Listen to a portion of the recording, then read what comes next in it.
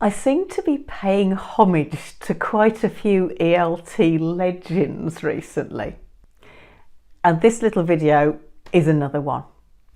Jonathan Marks is a real linguist. I came across his work originally through his writing, so this book is my favourite and I highly recommend it. But he also often gives talks at the IATEFL annual conference, and they're always well researched and fascinating if you're interested in language. So this video is based on one of those talks that he gave in 2019, and I loved it, so I thought that I'd give you a flavour of it. I'm Jo Gakonga from elttraining.com, and this is another in my little grammar quirks series.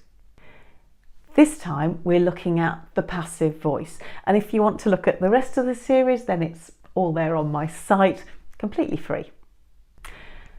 I was interested in Jonathan's talk, particularly because the passive voice is something that I often see taught very badly.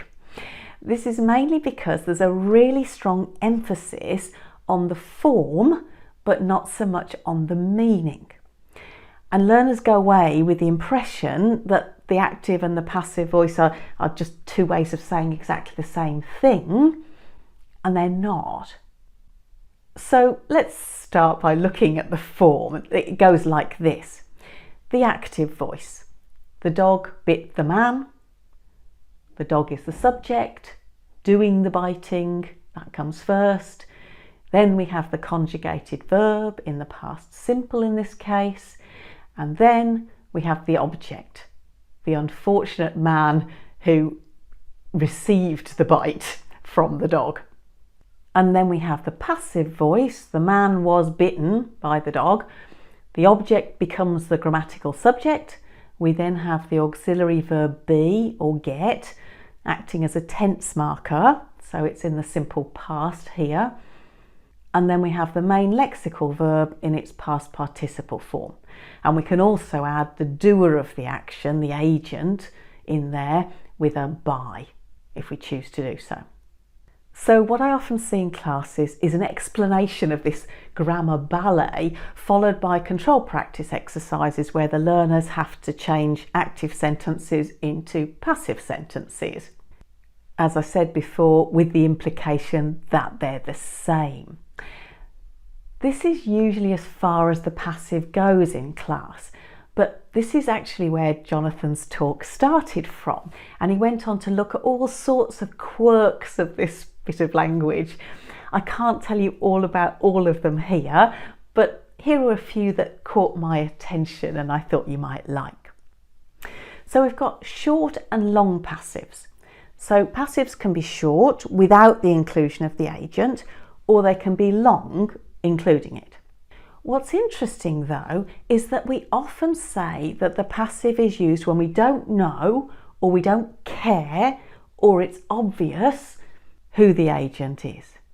We can see this in these examples of the passive. It was built in 2019, we don't know who built it, we don't really care, or he was arrested last night.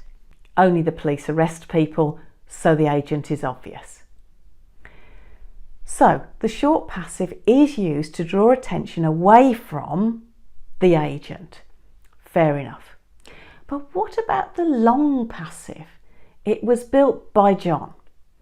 It was painted by Monet. These long passives actually have the opposite effect. They don't assume the agent at all. They draw attention to it. They make us notice it more. So the use of the long passive can also be about weight management in a sentence. So long noun phrases can be quite difficult to process when they're at the beginning of a sentence, in the initial part of a sentence. If we use the passive though, that long noun phrase sits at the end of the sentence and it's easier to cognitively process. Look at this example. The man furthest away from me in the queue, wearing a red mac and black shiny shoes, holding a walking cane and a briefcase, stared at me. This is hard to process because we're waiting for the verb and trying to keep the whole subject in our heads so that we know what happened to that subject. In the passive, it's much easier to envisage. I was stared at by the man furthest away from me in the queue, wearing a red Mac and black shiny shoes, holding a walking cane and a briefcase. Passive voice or adjective. Another quirk. How about past participles in the passive form or as adjectives? The vase was broken. It's fairly clear here that the sentence describes the state of the vase, so broken here is an adjective.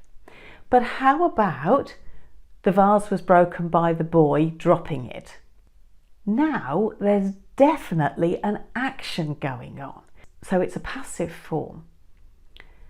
This isn't at all uncommon. Do you think the participles in these sentences are verbs or adjectives? The wolf was trapped by the hunters. She was interested in him. They got so irritated that they left. A good test of this is whether you can add very in front of the participles. If you can, it's an adjective. Go back and try it on those examples I've just showed you. As I mentioned before, the passive is often used to avoid mentioning the subject, but there are other ways that we can do this, of course. Something that's often taught in class is the causative have or the causative get. You've had your hair cut. I get my nails done every week. No, I don't. But how about non-specific subjects? They should do something about that. Who are they exactly? The new house is great. You can just park outside on the road. This sounds rather directed to the person you're speaking to, but actually it refers to a much more general possibility. Not you can park, but anybody can. One is not amused. This pronoun, I think, has dwindled to near extinction, but you still hear it occasionally, and again, it's non-specific. These things aren't covered in course books very often, but I think they are useful bits of language, maybe particularly the they and the you as non-specific pronouns. You might want to think about covering those with your learners. Ergative verbs.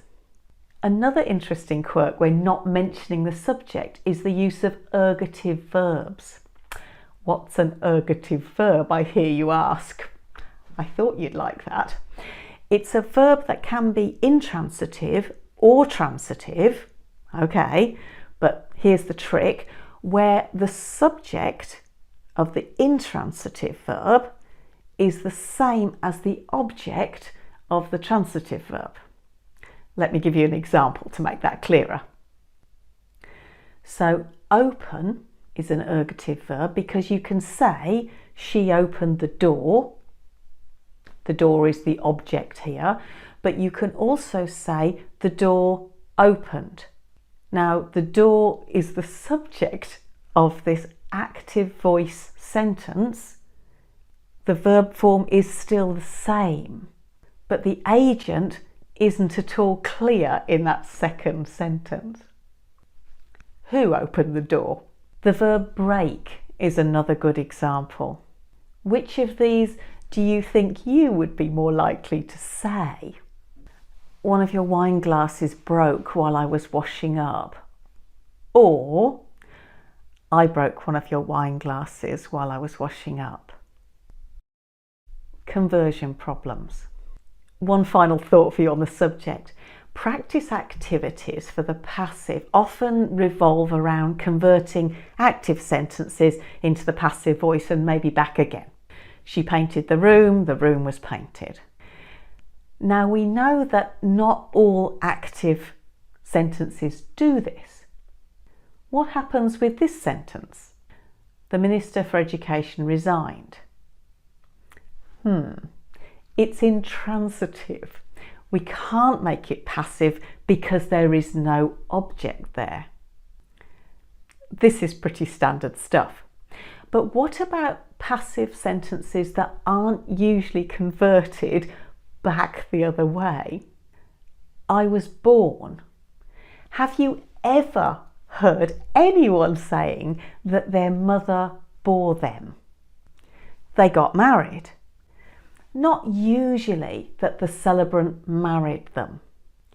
And in 1 or 2 cases, converting between the 2 forms actually affects the meaning quite considerably. How about this example? Smokers must occupy rear seats. So, if you're a smoker, you have no choice. It's the back seat for you, but maybe all the back seats aren't full. But in the passive, rear seats must be occupied by smokers. Now it sounds as if the bus won't leave until all of those back seats are full of people smoking.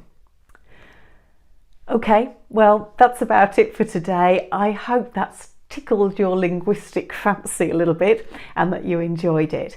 And if you want more detail in Jonathan's own words about the passive and its quirks, then there are links to a couple of blog posts that he's written just down below. Thanks very much for watching. Bye bye.